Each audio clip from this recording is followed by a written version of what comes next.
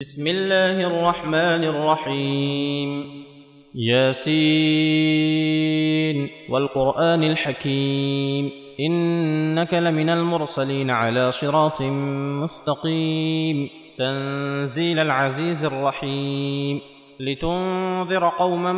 ما أنذر آباؤهم فهم غافلون لقد حق القول على أكثرهم فهم لا يؤمنون إنا جعلنا في أعناقهم أغلالا فهي إلى الأذقان فهم مقمحون وجعلنا من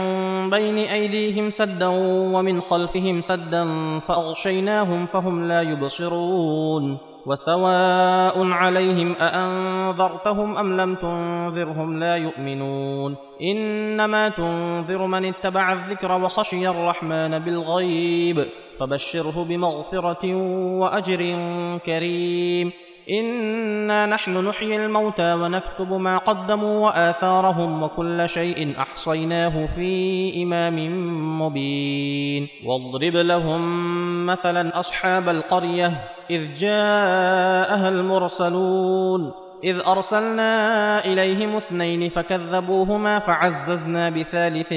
فقالوا إنا إليكم مرسلون قالوا ما أنتم إلا بشر مثلنا وما أنزل الرحمن من شيء إن أنتم إلا تكذبون قالوا ربنا يعلم إنا إليكم لمرسلون وما علينا إلا البلاغ المبين قالوا إنا تطيرنا بكم لئن لم تنتهوا لنرجمنكم وليمسنكم منا عذاب أليم قالوا طائركم معكم أئن ذكرتم بل أنتم قوم مسرفون وجاء من أقصى المدينة رجل يسعى قال يا قوم اتبعوا المرسلين اتبعوا من لا يسألكم أجرا وهم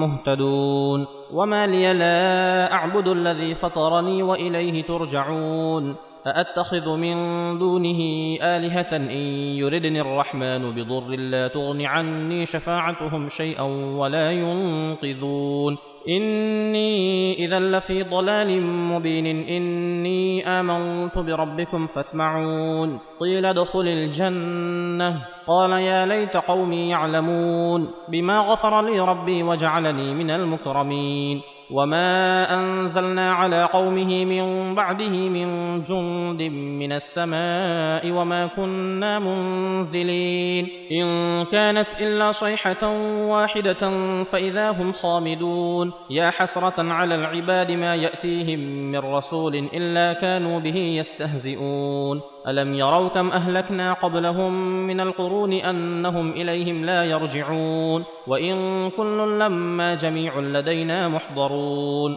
وآية لهم الأرض الميتة أحييناها وأخرجنا منها حبا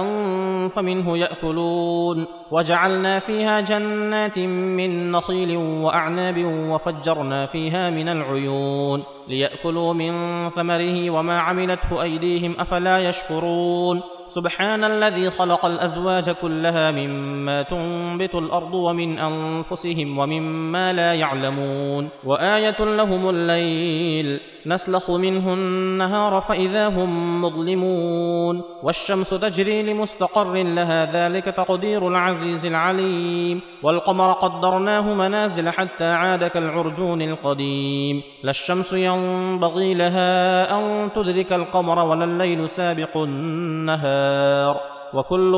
في فلك يسبحون وآية لهم أنا حملنا ذريتهم في الفلك المشحون وخلقنا لهم من مثله ما يركبون وإن نشأ نغرقهم فلا صريخ لهم ولا هم ينقذون إلا رحمة منا ومتاعا إلى حين وإذا قيل لهم اتقوا ما بين أيديكم وما خلفكم لعلكم ترحمون وما تأتيهم من آية من آيات ربهم إلا كانوا عنها معرضين وإذا قيل لهم أنفقوا مما رزقكم الله قال الذين كفروا للذين آمنوا أنطعم من لو يشاء الله أطعمه إن أنتم إلا في ضلال مبين ويقولون متى هذا الوعد إن كنتم صادقين ما ينظرون إلا صيحة واحدة تأخذهم وهم يخصمون فلا يستطيعون توصية ولا إلى أهلهم يرجعون ونفخ في الصور فإذا هم من الأجداث إلى ربهم ينسلون قالوا يا ويلنا من بعثنا من مرقدنا هذا ما وعد الرحمن وصدق المرسلون إن كانت إلا صيحة واحدة فإذا هم جميع لدينا محضرون فاليوم لا تظلم نفس شيئا ولا تجزون إلا ما كنتم تعملون إن أصحاب الجنة اليوم في شغل فاكهون هم وأزواجهم في ظلال على الأرائك متكئون لهم فيها فاكهة ولهم ما يدعون سلام قولا من رب رحيم وامتازوا اليوم أيها المجرمون ألم أعهد إليكم يا بني آدم ألا تعبدوا الشيطان إنه لكم عدو مبين وأن اعبدوني هذا صراط مستقيم ولقد أضل منكم جبلا